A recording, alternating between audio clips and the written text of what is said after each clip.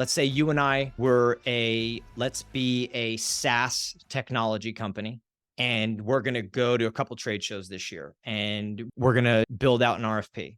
We're going to start with what you said originally, the why, right? Why are we going to RFP? What's the next thing we're going to do once we've established a why as we're building out our RFP? I would start thinking about who else do I know in the industry that I could call and see who did their trade show booth. Like I said, like we talked about earlier, you're on the show, people, you see a good booth, you know what that looks like when your eye goes to it. And then if And you people don't have know anybody, contacts yeah, in the people have industry. People have contacts. Yeah. contacts. Yep. It's a great point. LinkedIn, I mean, you could just shoot them a message. Hey, I saw your booth at the show last year too. So kind of like start with your network and then research, right? Do it like what, and then think about, or no, before that, you would think about exactly, right? Like your why, what are you doing? What do we need people to hit on?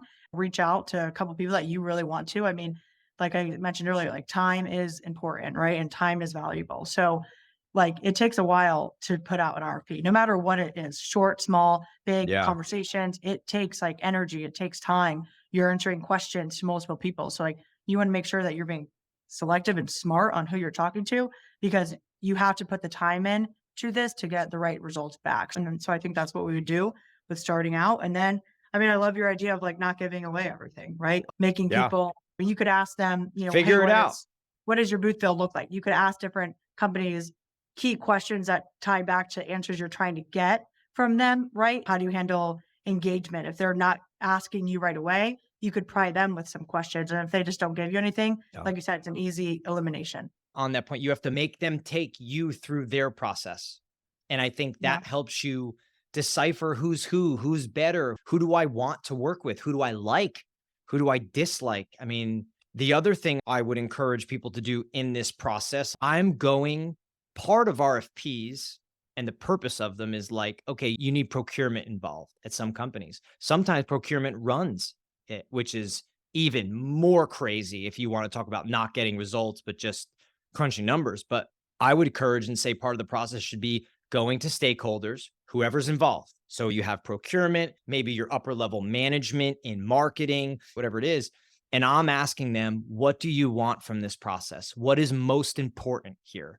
So procurement may say one thing, because then I think, well, based on what they say, you have to decide when you're going to bring them into and get involved in the process. Same for marketing, head of marketing, VP of sales. What does everybody want? And I think it's your job then, if you're trying to go, again, the point of an RFP is to go get better results, solve a problem, get a better partner. As the conduit, the gatherer of all that, you have to figure out what stakeholders want. I would go get them, and I would really get outside of the why. Cool, let's create a why. But now, what do each of you want? What do you want to be involved in? What don't you want to be involved in? I would encourage that as well in this process. Yeah, I think that's great. So what would be next for you if that? Yeah, you would, after that, I mean, vetting, making sure that the companies are in line with it, just going through the motions with the companies, right? Getting on calls, getting designs back, getting sketches or just different touch points with them. I think that would be obviously the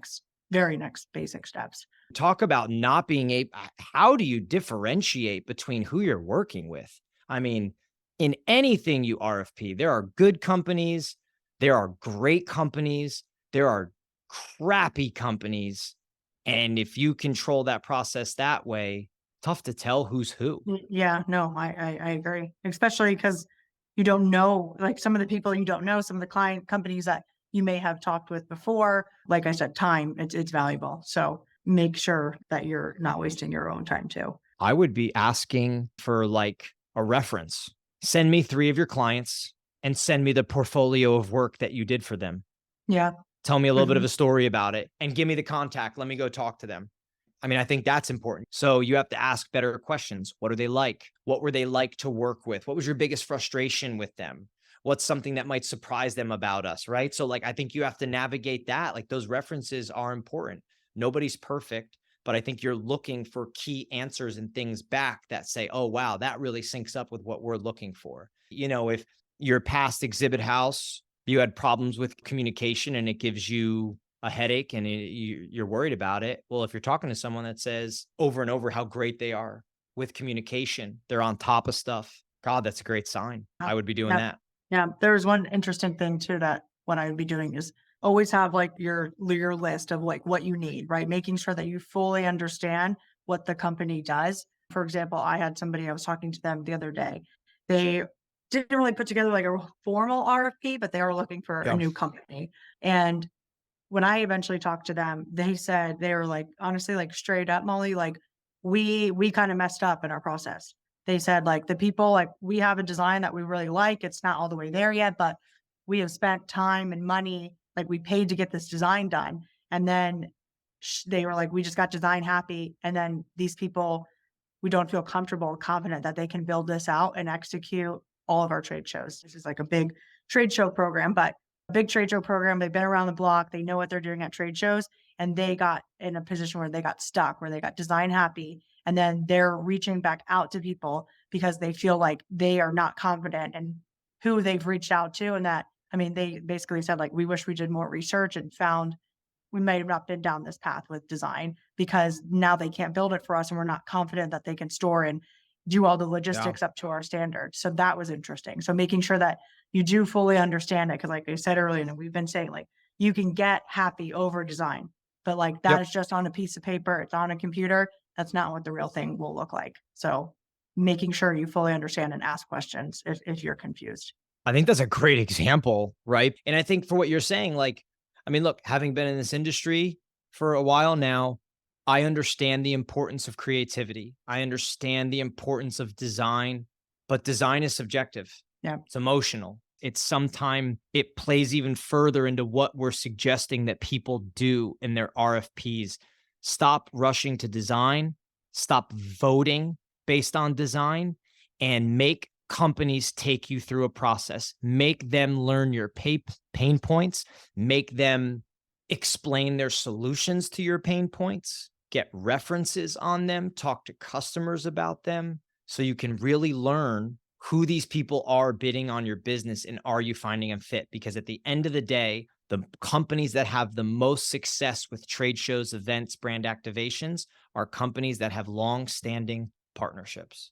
It's interesting, and I don't want to like downplay it, right? But it's just all the years of doing this is I know design is important. It does, it Yeah. sells. There's times where you have a couple conversations, you develop rapport, hopefully you're building trust, you're answering their questions, and then you show them something and you're like, hey, they're like, oh God, this is it. There's no better feeling being an exhibit house or an event like there's no better feeling than that. When you visually show somebody something and they melt and they're like, this is amazing. There is no better feeling. It's a great feeling. But I think there comes a price for putting too much weight in that bucket when you're first looking for somebody. When you're first looking for that partnership, I cannot stress enough what I think how important process truly is.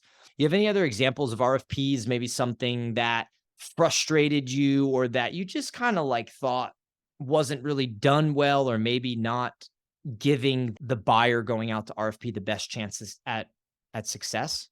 Yeah. So I have another interesting one this year too. We talked to them, big company, I think they do like 3 or 4 big shows a year. And they were pretty vague on like emails. They wanted to jump on a call, which is completely fine. I got the basics of information, how many shows, when they're looking to change partners and everything like that. And then long story short, get on a call with them.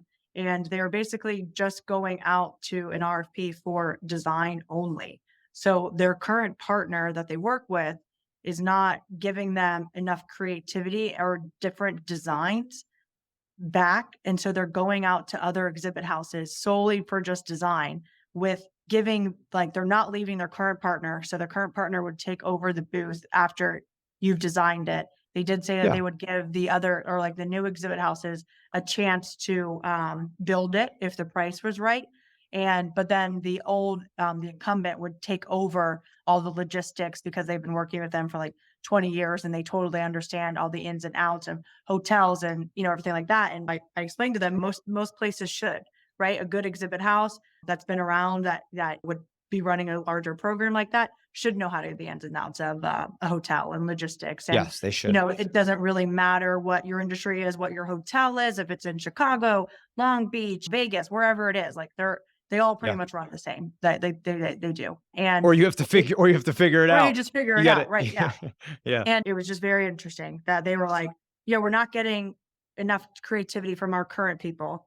But we don't want to leave them.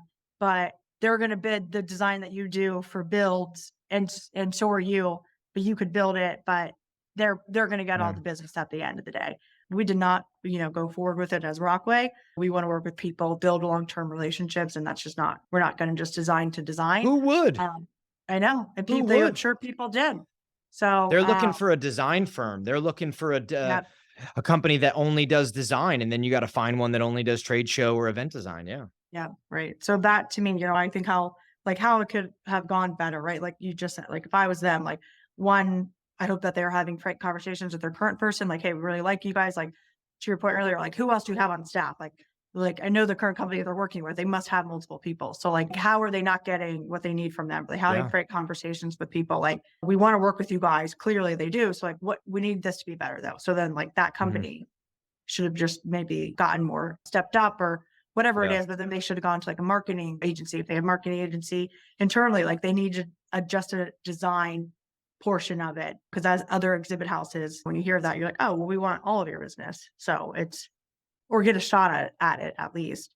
Yeah. Your example there, it's an interesting one, but I think it's so common in the trade show industry. These just oddities of Yeah. what people or need lack standard process procedure, right?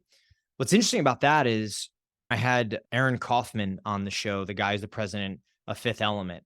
And he talks about the events industry, just in general, the whole scope of it from a production standpoint. He does like galas and big events, whereas we do trade shows and more corporate event in that space. Yeah. And he said it's a race to the bottom. That deal right there is what he's talking about. It becomes a race to the bottom, right? Because you're saying, hey, okay, come in and design me something. The question is, are you willing to pay for my design? Yeah. Because if I'm only doing design work, I'm charging you 250, 300 plus an hour for my Hmm. time, for our designers' time, because you can't get it from the full service company that you're working with. Part of the appeal of a trade show exhibit house is that it's full service, Yeah. right? And it's what Aaron said that really opened my eyes is he's like, a lot of companies in the trade show and event space, they're bidding per project. They are not an agency of record. Agency of record means that you have a contract, you have an MSA, right? You have this partnership, you're doing all this work. And he talked about with his company, he charges for project management. He's not billing, he's not making a killing on the production of the event. He's making his money on the stuff that matters. Because anybody can produce an event.